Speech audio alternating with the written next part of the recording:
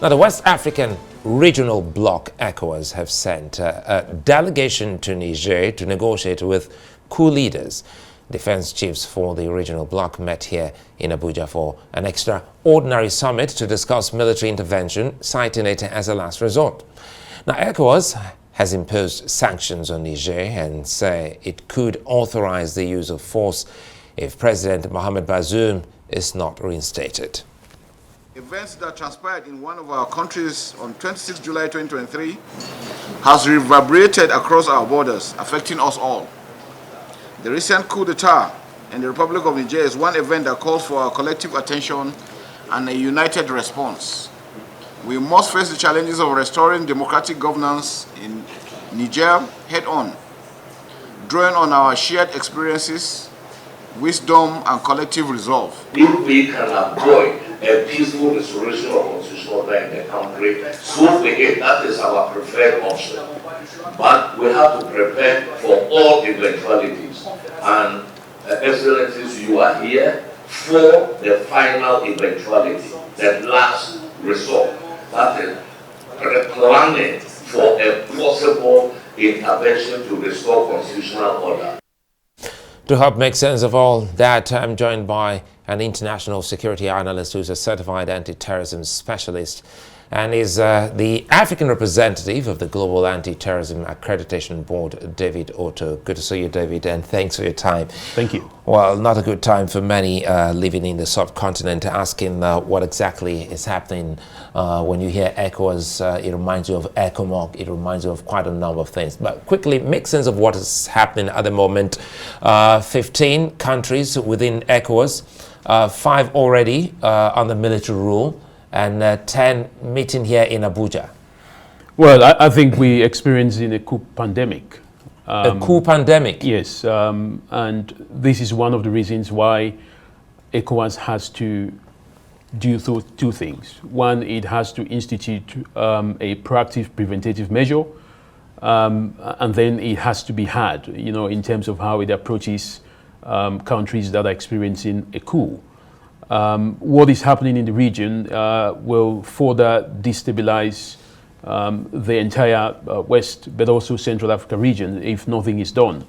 What we're seeing effectively is that countries that are being run by military juntas, for example Mali, Burkina Faso, Guinea, they tend to support countries, juntas that are emerging, which sends a very strong message, that anyone who wants to carry out a military coup should expect support from those that have been successful. So I think this is the position that ECOWAS is faced with. A military intervention, as ECOWAS proposed, is something that should never be taken lightly. We don't want to see African countries invading other African countries in the 21st century.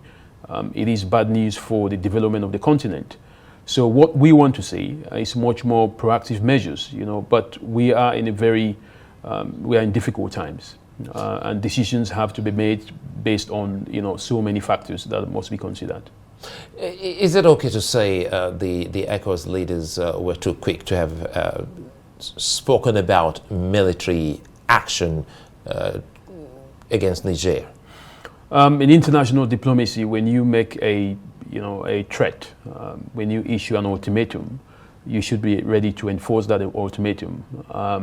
And I think any decision to issue an ultimatum must be taken very carefully. I believe that in the circumstances that we're experiencing, I don't see the need why that ultimatum was made. But on the other hand, it could be some kind of a message. But when you look at the reaction and the circumstances under which we're now facing, whereby Niger Republic has said any military intervention would be disastrous, you have a situation where other countries like Mali, Burkina Faso, Guinea, but also other countries are supporting the fact that they've invoked some kind of an Article 5 and say an attack or an invasion or any military intervention in Niger Republic would mean a declaration of war to these other member states. essentially they are splitting the economic community of West African states into several factions, those that are pro-coup and those that are anti-coup.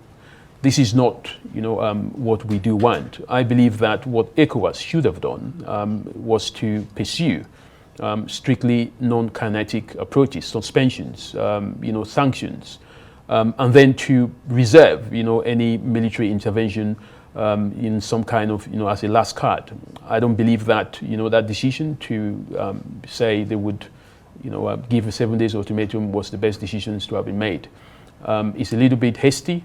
And now ECOWAS has cornered itself, in a position where it has to deliver to the promise that it made. So, very challenging times, for, and that's why I jump in again, because if you look at what's happening on the continent, especially in the West African axis, insurrection, you're talking about dealing with insurgents, and you're also talking about a weak army. You're talking about an army that has been so depleted.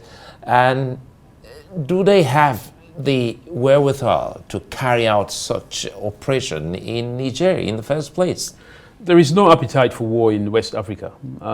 It's not just about as simple as, invading Niger or launching a military operation. You've got to think about, what about if Niger also launches an military intervention in your country as well? If you throw bombs there, they can throw bombs here. They can throw bombs in the other ECOWAS member states, So this is not a decision that should be made very lightly. I don't think any of the ECOWAS member states, is in a position to launch a military operation at this point in time. What that would do effectively is it will destabilize the region further, and it will never be in the benefit of ECOWAS member states. It will be in the benefit of external parties, that will possibly what we call the war merchants. ECOWAS member states do not produce the kind of weapons or ammunition that they need to fight a war. They would have to buy that from somewhere else. That would mean it would impact on the economies of these countries. So generally, I think any decision to go to war, has to go through a rigorous process. And speaking of which now, though, we're talking about war merchants, mercenaries, specifically the Wagner group in the equation. And this seemed to be a big test, not only for ECOWAS, but for its chairman, President Bola Tinubu. It's a massive test. He's just been inaugurated, and he's just been, appointed as well as the chairperson of ECOWAS. He made a speech, that ECOWAS will not tolerate coups. I mean, that is normal to say. But what ECOWAS hasn't done in the past is to put preventive measures, to ensure that coups do not occur. They have the ECOWAS standby force. What I expected, was that within the first 24 hours of a coup, you can launch a standby force. At that point in time, the coupists do not have the collaboration of sister agencies. They don't have the support, or perhaps they don't have the support of the population at that very point in time, because everything is still in confusion. Once 24 hours expires, you go to a week. Situation in Niger, you have the military that looks like they are coordinating. You have a population that is, seeming to support. It's too late. Time is everything, and everything is about timing. So the chairperson, President Bola Ahmed Tinubu, has a huge task, in terms of, how he can manage this process. I believe that what we've seen in terms of the chiefs of defense staffs meeting, it's to look at possibilities. It is not to draw a war plan, because of course that takes an enormous amount of, activity. It takes an enormous amount of national intelligence estimate. Who is going to coordinate it? How are you going to, introduce command and control? So he's in a very difficult position, but I think we can go through this if we use non-kinetic approaches. And in that case, shouldn't the continent be asking why coups, perhaps in the first place, that may help? I think that should be one of the biggest tasks that ECOWAS have, to find out, do a research. I mean, ECOWAS instituted early warning centers. Nigeria has established one.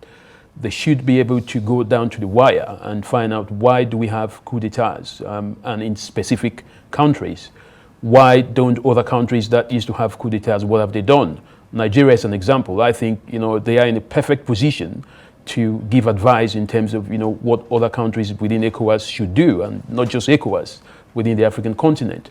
Because there is a pattern, if you've, looked at the recent coups, it happens in most of the Francophone countries, and it happens in countries, which are experiencing insecurity. It happens in countries where the military plays a role on regime protection rather than national security protection. And the structure of democracy is in such a way that you have, leaders who are changing the constitution to either run for third terms, or you have people that get to power through fraudulent elections. So there are so many factors, that ECOWAS needs, to dip into. They cannot deal with the impact of it. They cannot just, sit down and wait and issue condemnations, because what we're experiencing now is a coup pandemic. David, Otto, many thanks for your time.